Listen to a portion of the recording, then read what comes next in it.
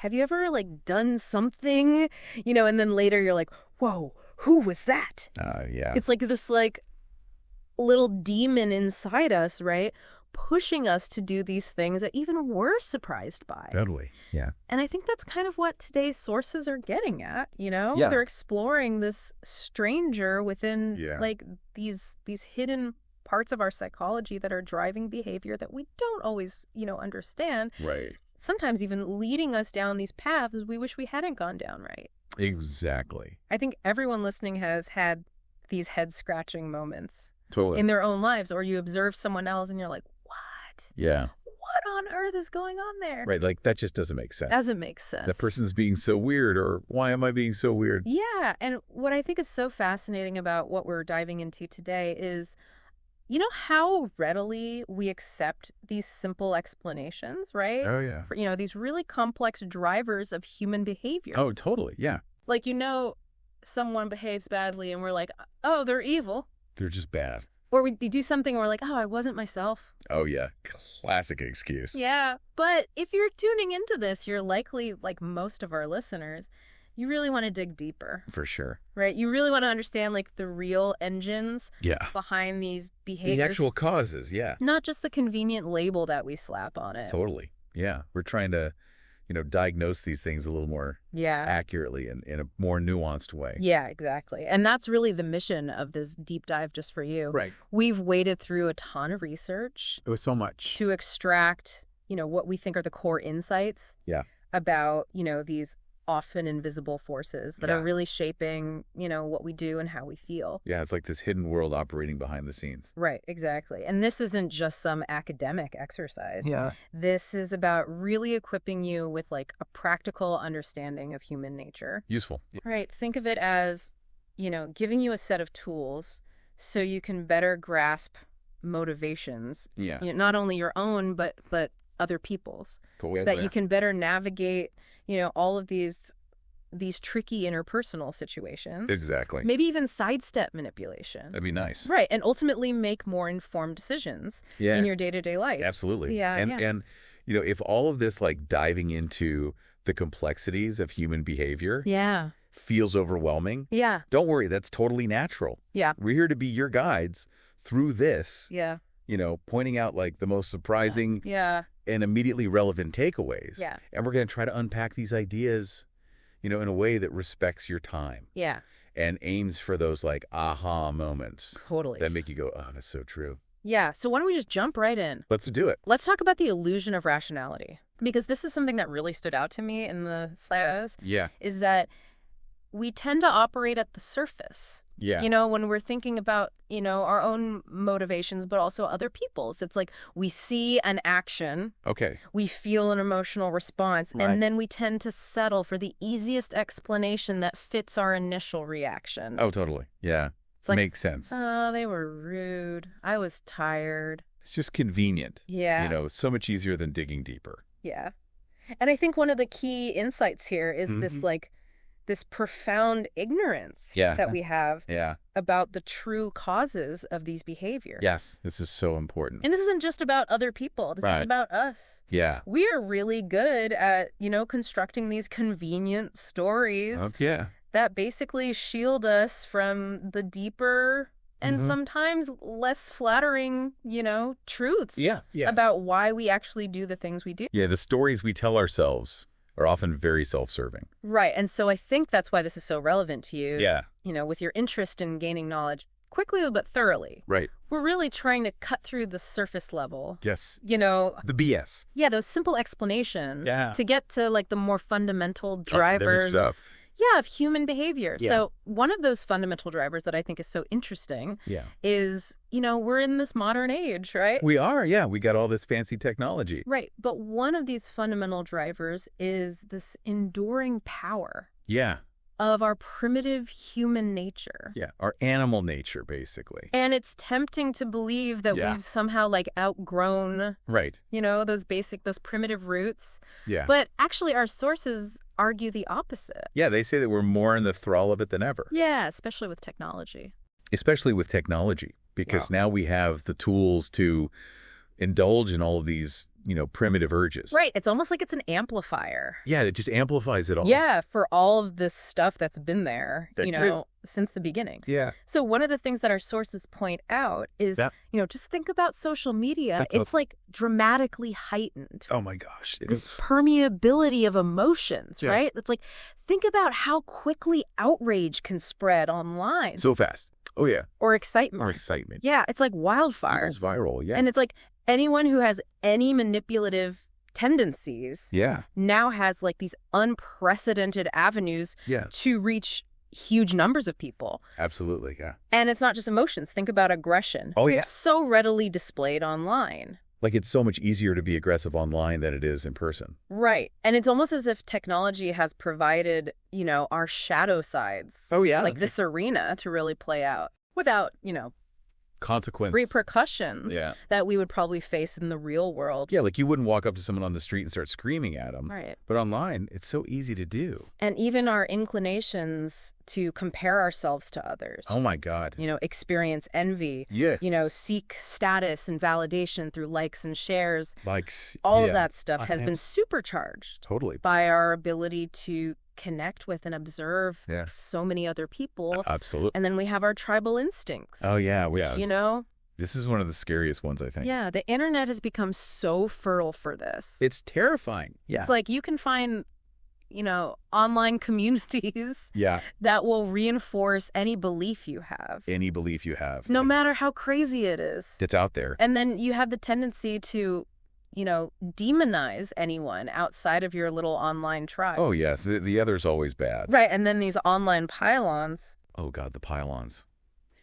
That happened with like a speed and ferocity. That's just so fast. So mean, so toxic. I know. And I think this is why, with your interest in understanding multiple perspectives. Yeah. It's so important to look at this through this dual lens, right? Exactly. This combination of our ancient past and our technological present.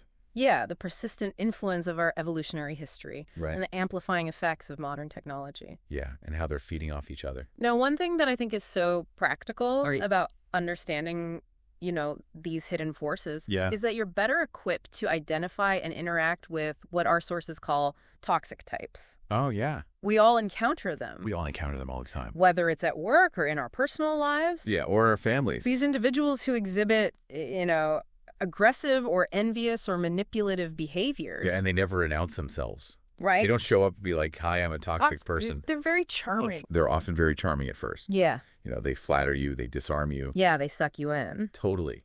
Yeah. And then when these less than desirable behaviors surface, you're like, wait, what? Yeah, what just happened?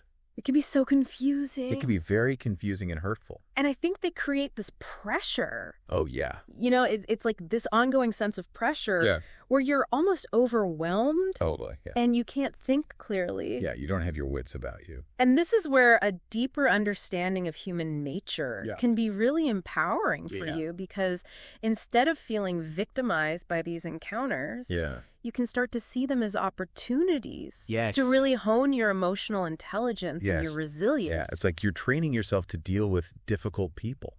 Totally. And the confidence that you gain from successfully navigating, just one of these difficult people is so significant. Huge. Yeah. Because it really reinforces this idea that you can handle the less pleasant aspects of human interaction. Absolutely. And this understanding also gives us some really valuable insight into the most effective ways to motivate and influence others. Yeah, this is crucial. So how many times? All the time. Do we try to change people's minds? Yeah, through logic. Or giving unsolicited advice. All the time. I'm so guilty of this. Yeah, and our sources point out that this almost always backfires. It always backfires. Because people have this natural resistance to being told what to think. Totally. Yeah, nobody wants to be lectured. Or what to do. Yeah. And so it's like you come at them with logic. Yeah. With, all of your arguments. You got all your facts and figures. Right, and they just dig in their heel. Big and deeper. Deeper. Yeah. So what's a better strategy? Okay, so the key is to kind of come at it sideways. Instead of trying to break down their resistance head on, you kind of want to lower it without them realizing. How do you do that? Well, first of all, you need to kind of, assess their sensitivity. Okay. Like, what are their insecurities? Okay. What are they sensitive about? Yeah. And you want to make sure that your approach doesn't trigger those things. Yeah. Because that'll just make them more defensive. It's like the opposite of what you're trying to do. Yeah, exactly. And then the other thing is, you really need to think about their self-interest. Okay. Like, what do they care about? Yeah. What are their priorities? Yeah. And what are their beliefs about themselves? Okay. Like, what kind of self-image are they trying to project? Yeah.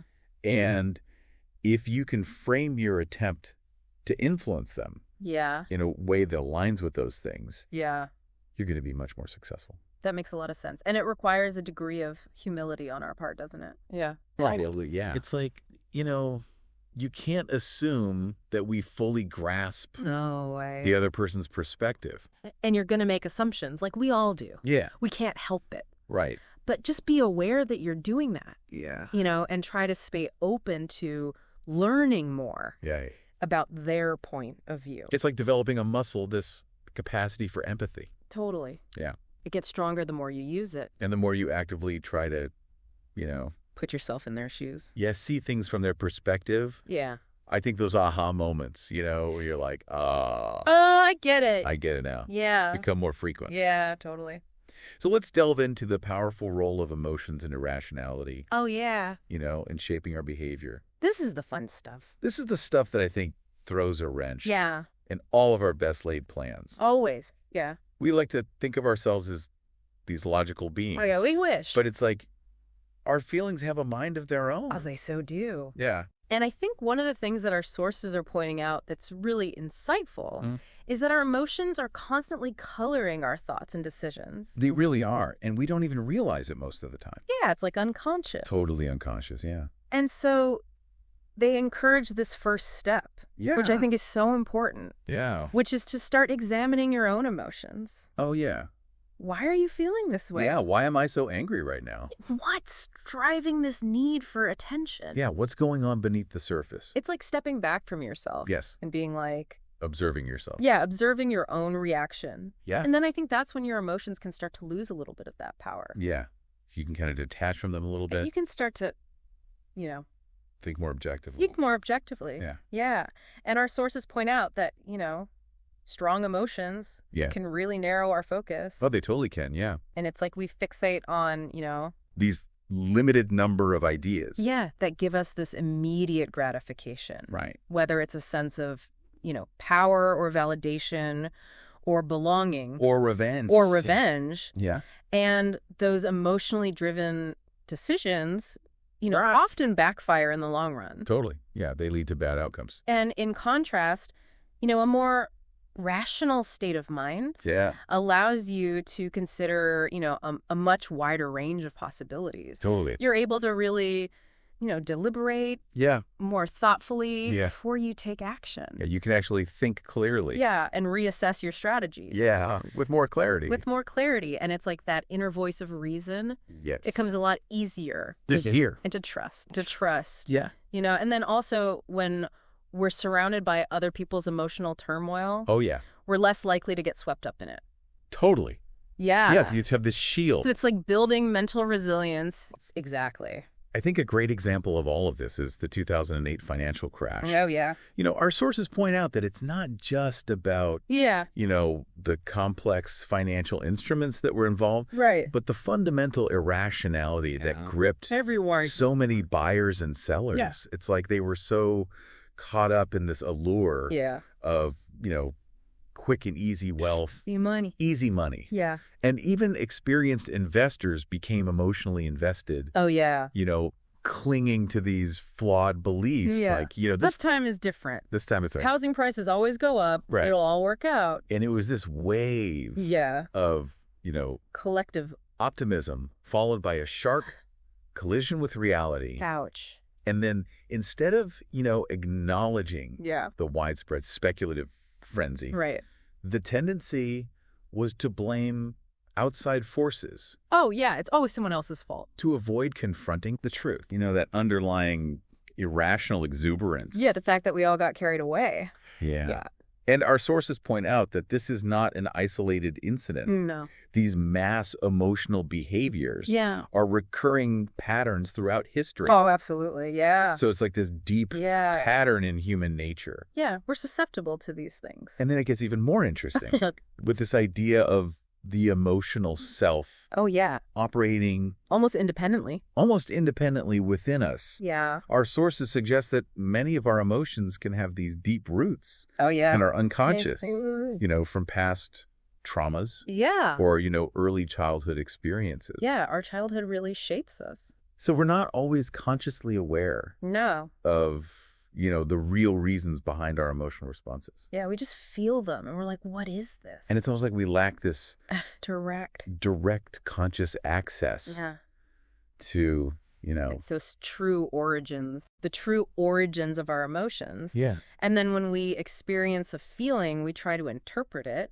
Yeah, we try to make sense of it. Right, we give it a narrative. Yeah. But we often misattribute the cause. Totally. Yeah, we're like, oh, it's because of this, when it's really because of that. And I think this unconscious aspect makes it really challenging to learn from those experiences. Totally. And break free from, those repetitive negative patterns. Yeah, we keep repeating the same mistakes. So it's like we're operating on this outdated software. Yeah, and we don't even know it. But we don't even know. Yeah. So what distinguishes someone who navigates this emotional landscape well versus someone who doesn't? I think it comes down to awareness. Okay. And honesty with yourself. Yeah. Individuals who are more rational are generally willing to acknowledge their own irrational tendencies. Yeah. They're like, okay, I know I'm not perfect. I know I have these biases. Yeah. I know I get emotional sometimes. Yeah. And I need to watch out for that. Yeah. But then the people who are less rational. Yeah. They get really defensive when their emotional reasoning is challenged. Yeah. They're like, no, I'm right. Right. You're wrong. And they can't see. And they can't see their own flaws. Their own flaws. Yeah. So rationality isn't about suppressing emotions entirely. No, not at all. Our sources talk about Pericles. Oh, yeah. The Athenian statesman. Yeah. And he understood the power of, rational thought. Yeah. And also, inspired action. Yeah. That's fueled by emotion. Yeah. And so his view of rationality was about achieving a state of balance. Having a clear understanding of, our feelings and our impulses. So that we can, think without being secretly driven by them. It's like harnessing the energy of emotion in service of clear thinking. Yeah, exactly. So I think that's a really helpful distinction. It's not about becoming emotionless. No. It's about, cultivating a healthier relationship with your emotions. Totally. And then when our emotions become supercharged. Oh, yeah. And this is often triggered by, stressors in our lives. Yeah. This is where you can enter what our sources call high-grade irrationality. Yeah. So, intense anger, excitement, resentment, suspicion. Oh, yeah. All of these feelings can escalate into these reactive states where your perception of everything is, filtered through that lens. Yeah. And it's like you become hypersensitive. Oh, yeah. More prone to these outbursts. Yeah, you just snap. And it's like, Impatience. Impatience can morph into rage. And resentment can solidify into deep-seated distrust. Yeah, absolutely. Yeah. So I think, understanding this process can help you recognize, when you're nearing that threshold. Yeah. And take steps to regain your composure. Yeah. Before you act impulsively. Before you do something you regret. Right. Yeah. Okay, so let's touch on some of these specific biases. Okay. That can cloud our judgment. Oh, yeah? And one that our sources highlight is conviction bias. Oh, yeah. This is a classic one. So tell us about this. Okay, so conviction bias is basically the tendency to believe that something is true. Yeah. Simply because you feel strongly about it. Yeah. You have an idea that resonates with you on an emotional level. Yeah. Even if there's not much evidence to support it. Yeah. You're like, this feels right. Yeah. So it must be true. Right. And then you become very resistant to any information that contradicts your belief. Oh, yeah, totally. It's like the intensity of the belief overrides our critical thinking. It shuts down our ability to think clearly. And it can also impact how we evaluate others, right? Oh, yeah, totally. If someone expresses an opinion with great confidence, we often tend to believe them more. Totally. Yeah, like, they seem so sure. Right. So they must be right. Whereas someone who expresses nuance or acknowledges uncertainty might be perceived as less credible. Less trustworthy. Yeah. It's so interesting, right? It's really messed up. How easily we can be swayed. Totally, yeah. By, conviction. Just by the force of their personality. Yeah, regardless of its actual basis. Yeah. Okay, so another key aspect of human nature that our sources explore is this whole idea of narcissism. Oh, yeah. Self-absorption. Everyone loves to talk about narcissism these days. Right. It's like the hot topic. It's the hot topic. Yeah. So what are the essential characteristics? Okay, so basically, according to our sources, deep narcissists have a very distinct way of relating to other people. Okay. They tend to view other people as self-objects. Okay. Which basically means that they see them primarily in terms of their ability to provide attention, admiration, validation. Yeah. They're not really seeing the other person as a separate individual. Right. They're seeing them as like an extension of themselves. Yeah. That's there to meet their needs. Yeah. And I think that's why you see, narcissists often trying to control people because they're trying to control their source of supply of attention and validation. So what about, we see these talented narcissists, who might channel a lot of their energy into their work. They achieve, external success. Yeah. But even they often struggle with maintaining focus and effort because of that underlying need for that external approval. Yeah, they need that constant validation. Right. It's like their self-worth is constantly dependent on that validation from outside sources. Yeah. And that makes it really hard to focus on long-term goals, right? Oh, totally. Yeah, that makes them impatient. Yeah. It makes them anxious. Yeah. They're always looking for the next hit. Right, the next hit of that validation. Yeah. And our sources also point out that it's a spectrum. Oh, yeah. Right? We all have some degree of narcissism. Yeah, it's not just about those extreme cases. Right. We all have some degree of self-centeredness. We're all self-absorbed to some extent, Right. Like how many times are we, in conversations and we're really just waiting to talk about ourselves. Oh, yeah, totally. Right. Or, we gravitate toward people who agree with us. Oh, yeah. Because it makes us feel good. Validated. Yeah. Totally. Right. Or, we readily see our own flaws. Well, we see our own... our own positive qualities. Our positive qualities. Yeah, as inherently good. Yeah. But then we see those same qualities in other people. Yeah. And we're like, ugh. We're critical of them. Yeah, totally. It's so interesting.